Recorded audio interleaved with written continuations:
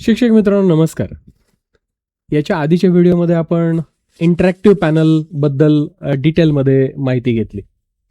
Interactive पॅनलमध्ये OPS काय असतो आणि OPSला काय काय कनेक्शन्स असतात, ॲडिशनल स्क्रीन आपण आपल्या इंटरॅक्टिव्ह पॅनलला कशा पद्धतीने जोडू शकतो, याची थोडक्यात माहिती आपण याच्या आधीच्या व्हिडिओमध्ये पाहिली. आपण आधीच्या काही व्हिडिओमध्ये हे पण समजून घेतलं की एका लॅपटॉपला किंवा एका डेस्कटॉपला एकापेक्षा जास्त स्क्रीन्स जोडता येतात. म्हणजे आता लॅपटॉप आहे तुमच्याकडे, त्या लॅपटॉपला तुम्ही प्रोजेक्टर जोडता. कशासाठी? आपण PPTचं प्रेझेंटेशन करण्यासाठी. कुठे जोडतो? तर त्याच्या HDMI पोर्टवरती. पूर्वी हेच पोर्ट VGAचा असायचा किंवा आता बऱ्याच लॅपटॉपला HDMI सोबतच डिस्प्ले पोर्ट पण येतो, ज्याला तुम्ही डिस्प्ले पोर्टच्या माध्यमातून सुद्धा प्रोजेक्टर जो आहे तो जोडू शकतात. आता फ्रेंड्स लक्षात घ्या, प्रोजेक्टर हा आपण जस्ट फक्त PPT प्रेझेंटेशनसाठी जोडतो, पण आपण आत्तापर्यंत एकच स्क्रीन जोडलेली असेल प्रोजेक्टरच्या रूपाने. त्याच जागेवर आपण एखादा मॉनिटर पण जोडू शकतो किंवा USB-C माध्यमातून आपण ॲडिशनल आणखी मॉनिटर्स पण आपल्या लॅपटॉपला जोडू शकतो. डेस्कटॉप PCला ग्राफिक कार्ड टाकलं तर त्यातून सुद्धा आपण मल्टिपल स्क्रीन्स आपल्या डेस्कटॉप कम्प्युटरला जोडू शकतो. तुम्ही म्हणताल काय गरज आहे हे एकापेक्षा जास्त स्क्रीन्स जोडण्याची आपल्या डेस्कटॉपला किंवा लॅपटॉपला का गरज आहे? तर मुळात ज्यावेळेस आपल्याला कंटेंट प्रोडक्शन करायचं आहे किंवा ॲडव्हान्स लेवलला सेटअप वापरायचा आहे, तर त्यावेळेस मल्टिपल स्क्रीन्स आपल्या डेस्कटॉप किंवा लॅपटॉपला जोडणं गरजेचं असतं. आता याच्यामध्ये तुम्हाला हे माहिती आहे की तुमच्या लॅपटॉप किंवा डेस्कटॉपला HDMIचा पोर्ट असेल आणि त्या HDMIचा पोर्ट वापरून आपण ॲडिशनल स्क्रीन जोडू शकतो. पण जर दुसऱ्याच प्रकारचा पोर्ट आला, म्हणजे डिस्प्ले पोर्ट, ओके, किंवा DVI ह्या पद्धतीचा पोर्ट, जे ह्याच्या आधीच्या आपण व्हिडिओमध्ये पाहिलेलं आहे, तर ते पोर्ट आले तर काय करायचं? तर फ्रेंड्स त्याच्यासाठी उपलब्ध असतात वेगवेगळ्या प्रकारचे कन्व्हर्टर्स आणि कनेक्टर्स, आणि तेच आपण इथे समजून घेणार आहोत. म्हणजे जस्ट कन्व्हर्टर वापरून तुम्ही डिस्प्ले पोर्ट असेल किंवा DVI असेल तर ह्याचं कनेक्शन HDMIच्या TV बरोबर, HDMIच्या मॉनिटर बरोबर, प्रोजेक्टर बरोबर, इंटरॅक्टिव्ह पॅनल बरोबर करू शकणार आहात. कसं ते समजून घेऊ.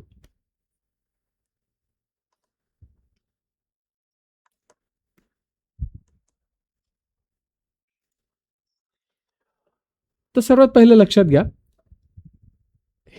हे डिव्हाइस आहे मात्र छोटीशी गोष्ट आहे.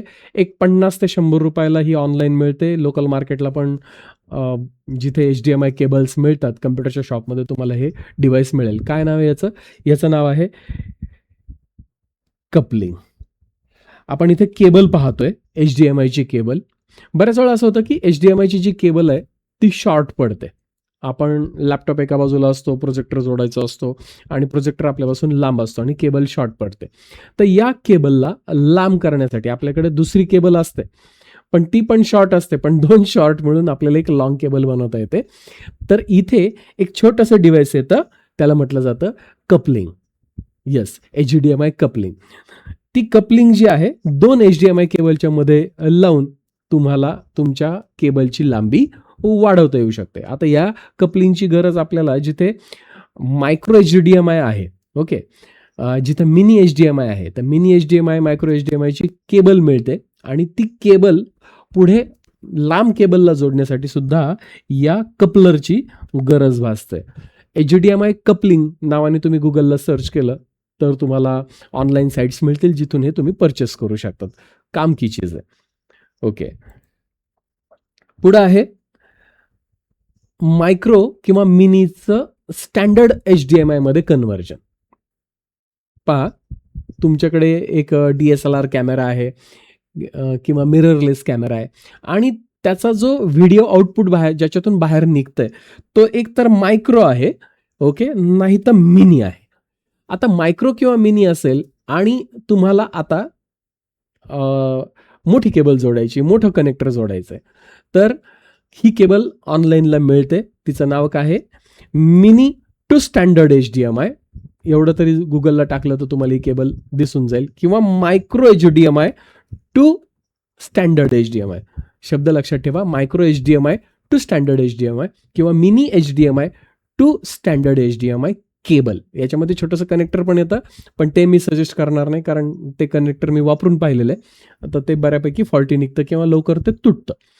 केबलच वापरा या ठिकाणी. आणि आता पुढे तुम्हाला जर ती केबल छोटी पडत असेल तर तुम्ही कपलर वापरून तुमची लांब केबल जी आहे ती पुढे कंटिन्यू करू शकतात. एक छोटीशी गोष्ट तुम्हाला याच्यामध्ये सांगावीशी वाटते की HDMIची जी केबल आहे ना, ही जी केबल आहे HDMIची, हिची किती लांबी आपण सस्टेन करू शकतो, किती लांबीपर्यंत HDMI केबल आपल्याला नेता येते. शॉर्ट जी केबल मिळते, आपण आपला डेस्कटॉप PC आणि मॉनिटर जोडण्यासाठी जी केबल असते ती साधारणतः एक 3 फुटापासून तर 6 फुटापर्यंत वापरली जाते. आता प्रोजेक्टर जोडायचा आहे आणि तो प्रोजेक्टरवरती सिलिंगला आहे, तर अशा वेळेस साधारणतः एक 15 फुटाची 5 मीटरची केबल जी आहे ती वापरली जाते. मॅक्झिमम सपोर्ट जो आहे तो तसा मिळताना पार 20 मीटरपर्यंत केबल मिळतात, पण या केबलमध्ये चांगला रिझल्ट हा मॅक्झिमम 10 मीटरपर्यंत येतो. म्हणजे एक 30 फुटापर्यंत जी केबल आहे ती न कनेक्शन लूज होऊ देता चित्राची क्वालिटी जी आहे ती मेंटेन राहते. बऱ्याच वेळा इथे एक गोष्ट आहे की HDMI केबलमध्ये व्हर्जन्स असतात, म्हणजे 4Kचं व्हर्जन, 2Kचं व्हर्जन, फुल HD व्हर्जन, 4Kला सपोर्ट करणारी केबल, 2.0, 2.1 असं त्याचे मॉडेल्स असतात. तर केबल परचेस करताना ती हायर रिझोल्युशनला सपोर्ट करते आहे का हे तुम्हाला पाहून घ्यायचं आहे. आणि लेंथ जी आहे ती लेंथ मार्केटला मिळतात, HDMI केबल मिळतात, 20 मीटरपर्यंत HDMI केबल मिळते, पण तिथे अडचण येतेच.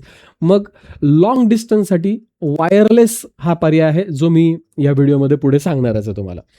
तर लक्षात घ्या, केबलची लेंथ जी आहे ते लेंथ जास्त घेऊ नका गरज नसेल तर, कारण त्याच्यामध्ये डिस्टर्बन्सेस येण्याची शक्यता असते. आणि त्याच्यामध्ये सुद्धा फुल HD आणि 4K हे प्रकार असतात. तर जितके हाय क्वालिटीची केबल घेताल तेवढा तुम्हाला जास्त चांगला रिझल्ट मिळतो. ओके, हे आपण पाहिलं micro mini to standard HDMI. त्याच्यानंतर HDMI टू VGA. ज्यांच्याकडे लॅपटॉप आहे, लॅपटॉपला HDMI आहे, पण पुढचा जो मॉनिटर आहे किंवा पुढचा जो प्रोजेक्टर आहे तो VGA फॉर्मॅटमधला आहे. तर लक्षात घ्या, हे HDMIचं इन आहे आणि VGA आउट आहे. ओके, VGA डिस्प्ले जोडण्यासाठी या पद्धतीचं कन्व्हर्टर वापरलं जातं. गुगलला एवढं जरी टाकलं HDMI टू VGA, तुम्हाला ह्या पद्धतीचं कन्व्हर्टर थोडंसं वेगळ्या साईजमध्ये वगैरे पण मिळू शकतं, याच्या केबल फॉर्मॅटमध्ये पण मिळतं. ओके, नवा लॅपटॉप जुन्या प्रोजेक्टरला जोडण्यासाठी या पद्धतीचं कनेक्टर वापरतात. आता उलट, तुमच्याकडे आहे जुन्या पद्धतीचा कम्प्युटर, डेस्कटॉप कम्प्युटर किंवा लॅपटॉप आहे, त्या लॅपटॉपला VGA पोर्ट आहे किंवा डेस्कटॉपला VGA पोर्ट आहे आणि तुम्हाला जोडायचा आता नवा टीव्ही. नव्या टीव्हीला तर काही VGA येत नाही. मग आता जुना कम्प्युटर नव्या टीव्ही बरोबर जोडायचा आहे, जुना कम्प्युटर नव्या इंटरॅक्टिव्ह पॅनलला जोडायचा आहे, जुना कम्प्युटर आपल्याला नव्या मॉनिटरला जोडायचा आहे, ज्याला आता HDMI पोर्ट येतो. तर याच्यामध्ये हा जो कन्व्हर्टर आहे, हा कन्व्हर्टर आहे VGA टू HDMI. याला एक पॉवर पण द्यावी लागते. हा नुसता एकटा कन्व्हर्टर चालत नाही, याला पॉवर द्यावी लागते, जी पॉवर USB फॉर्मॅटमधून इथून ही पॉवर जी आहे ती पॉवर इथून दिली जाते. आता लक्षात घ्या, याच्यामध्ये VGA इनपुट आहे. येस, हे कुठं जोडायचं आहे? तुमच्या PCला जोडायचं आहे, ज्याला VGA पोर्ट असेल. आणि हे HDMI आउटपुट आहे, जे तुम्हाला डिस्प्लेला जोडायचं आहे, टीव्हीला जोडायचं आहे, प्रोजेक्टरला जोडायचं आहे. हे आहे VGA टू HDMI. त्याच्यानंतर आहे DP टू HDMI. डिस्प्ले पोर्टचं सॉकेट कसं असतं हे आपण बघितलं. ओके, याच्यात 2 नॉचेस असतात या जागेवरती आतल्या बाजूनी, आणि जो कट असतो HDMIला जो 2 बाजूनी कट असतो, DPला मात्र तो एकाच बाजूनी कट असतो. तर छोटंसं कन्व्हर्टर मिळतं DP टू HDMI. पुढचा जो मॉनिटर आहे, पुढचा जो डिस्प्ले आहे तो HDMI आहे,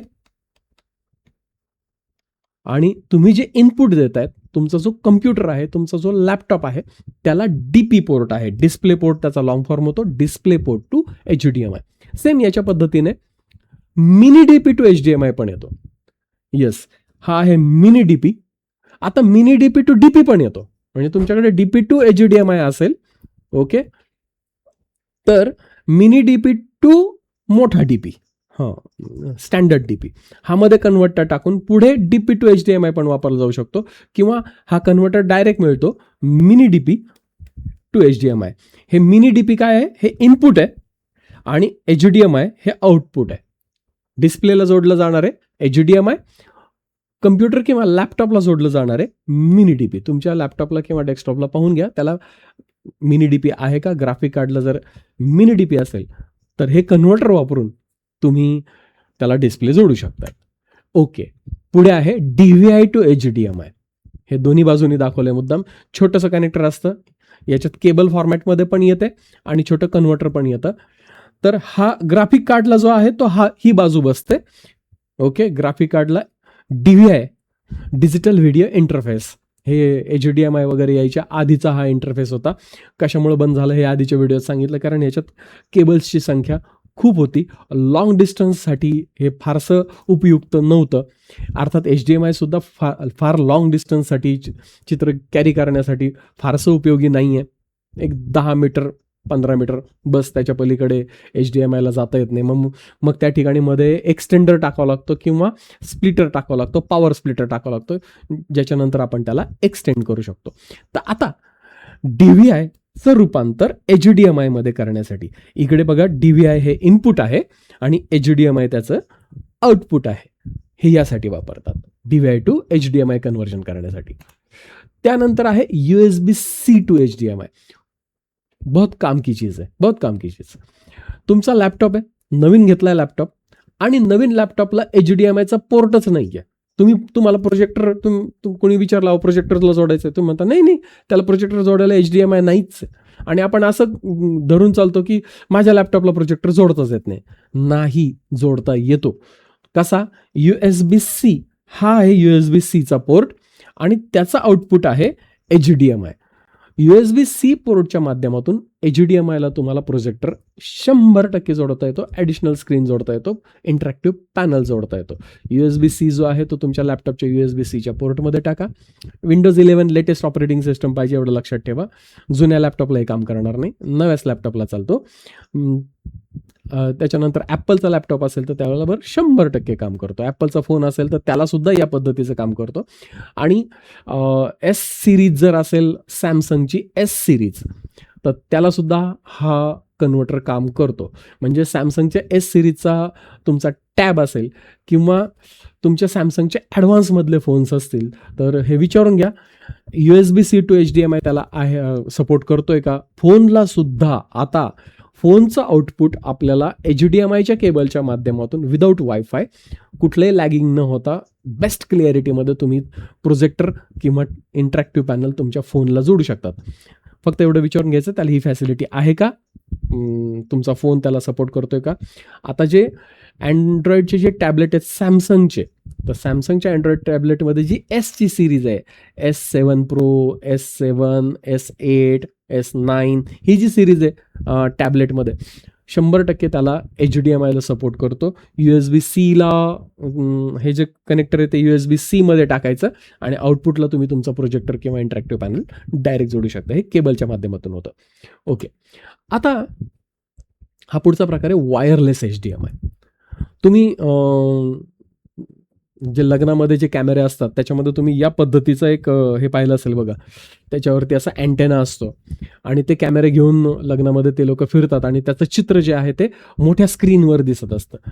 तर फ्रेंड्स, त्याच्यासाठी एक सिम्पल वायरलेस एक्सटेंडर असतो. एक असतो यातला ट्रान्समीटर, येस हा आहे ट्रान्समीटर, आणि हा आहे रिसिव्हर. जिथून तुमचा लॅपटॉप आहे तर लॅपटॉपचं चित्र अशा प्रोजेक्टरवरती घ्यायचं की प्रोजेक्टरवरती सेलिंगला बसवलेलं आहे आणि केबलचा प्रॉब्लेम आहे. हॉल खूप मोठा आहे, केबल तुमची जी आहे ती केबल तेवढ्या लांबपर्यंत येत नाही. तुम्हाला लॅपटॉप तुमच्या जवळ ठेवून ऑपरेट करायचा, तुम्ही त्या स्टेजच्या सेंटरला आहात आणि सेंटरला असताना तुम्हाला तुमचा प्रोजेक्टर जो आहे तो प्रोजेक्टर तिथे फायर करायचा आहे, प्रोजेक्टरवरती तुमचं चित्र दाखवायचं आहे आणि केबल एवढ्या लांब तुम्ही घेऊन जाऊ शकत नाही आहे. अतिशय सुंदर हा कन्व्हर्टर मिळतो. कॉस्ट साधारणतः 5-1 हजारापासून याची सुरुवात होते. भरपूर वेगवेगळे मॉडेल्स तुम्हाला ऑनलाईनला मिळतील. वायरलेस HDMI एक्सटेंडर किंवा वायरलेस HDMI म्हणतात. एक बाजू याची लॅपटॉपमध्ये जाते आणि दुसरी बाजू ही TV, projector, interactive panel, whatever जो डिस्प्लेला तुम्हाला जोडायचं आहे तुम्ही जोडू शकतात. आता जसं HDMI टू HDMI वायरलेस येतो, अगदी त्याच पद्धतीने USB-Cचं आउटपुट HDMI मध्ये वायरलेसमध्ये पण येतो. Yes, USB-C to wireless HDMI. कशासाठी हा? तुम्हाला तुमच्या लॅपटॉपला किंवा अँड्रॉइडच्या टॅबला ज्याला HDMI सपोर्ट आहे त्याला तुम्हाला डायरेक्ट हे कनेक्टर जोडायचं आहे USB-Cचं. इथून तुमचे जे कन्व्हर्जन होईल HDMI मध्ये हे इथून वायरलेस होईल. येस, आणि हे जे याच्यातून वायरलेस आउटपुट निघतंय त्याचा हा रिसिव्हर आहे, जो रिसिव्हर तुम्हाला द्यायचा आहे तुमच्या टीव्हीला, इंटरॅक्टिव्ह पॅनलला, तुमच्या प्रोजेक्टरला.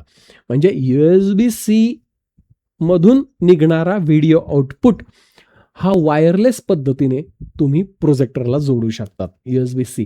मग आधीच्या याच्यात आणि याच्यात काय फरक आहे? आधीच्या याच्यामध्ये तुमच्या लॅपटॉपला HDMI पोर्ट पाहिजे तर तुम्ही वायरलेस जोडू शकतात. मग लॅपटॉप असेल, डेस्कटॉप असेल, त्याला HDMI पोर्ट पाहिजे तर तुम्ही जोडू शकतात. जर DP, DVI, मिनी DP असेल तर मध्ये कन्व्हर्टर टाकावं लागतं, हे लक्षात ठेवा. आता जर HDMI पोर्ट नसेल किंवा एक HDMI ऑलरेडी वापरलाय एका डिस्प्लेसाठी आणि दुसरा HDMI तुम्हाला वापरायचा दुसऱ्या डिस्प्लेसाठी, तर दुसरा HDMI नाहीये, मग अशा वेळेस Type-C मधून तुम्ही वायरलेस फायर करू शकतात. येस, तर फ्रेंड्स, HDMIचे जे वेगवेगळे कन्व्हर्टर्स आहेत, ओके, आणि त्याचे एक्सटेंडर्स आहेत, हे आपण या व्हिडिओमध्ये समजून घेतले. ज्यावेळेस आपल्याला स्टुडिओ बिल्ड करायचा आहे, ज्यावेळेस आपल्याला आपल्या कॉलेजमध्ये आपलं लॅपटॉपचं चित्र मोठ्या स्क्रीनवर दाखवायचं आहे, तर ह्यावेळेस अशा ठिकाणी या पद्धतीचे कन्व्हर्टर्स किंवा एक्सटेंडर्सची नितांत आवश्यकता भासते आणि आपल्याला माहितीच नसतं हे कशासाठी काय असतं आणि आपण म्हणतो हे नाही होत. म्हणजे चांगले चांगले एक्सपर्ट्स म्हणतात की नाही, तुमच्या लॅपटॉपला असं आहे, ते नाही होणार, किंवा तुमच्या लॅपटॉपला असा डिस्प्ले पोर्ट आहे किंवा तो वेगळाच आहे, त्याची पिनच इथे नाही आहे आणि म्हणून ते चालत नाही आहे, असे कारणं येऊ शकतात. तर हे जर तुम्हाला माहिती असेल की कशा प्रकारचे कन्व्हर्टर्स असतात आणि हे 100% आपल्या लॅपटॉपलाचा वापर आपल्या मोठ्या स्क्रीनवरती डिस्प्ले करण्यासाठी केला जाऊ शकतो, तर 100% तुम्ही तुमच्या क्लासमध्ये, कॉलेजमध्ये किंवा तुमच्या स्टुडिओमध्ये याचा पॉवरफुल उपयोग करू शकतात. धन्यवाद.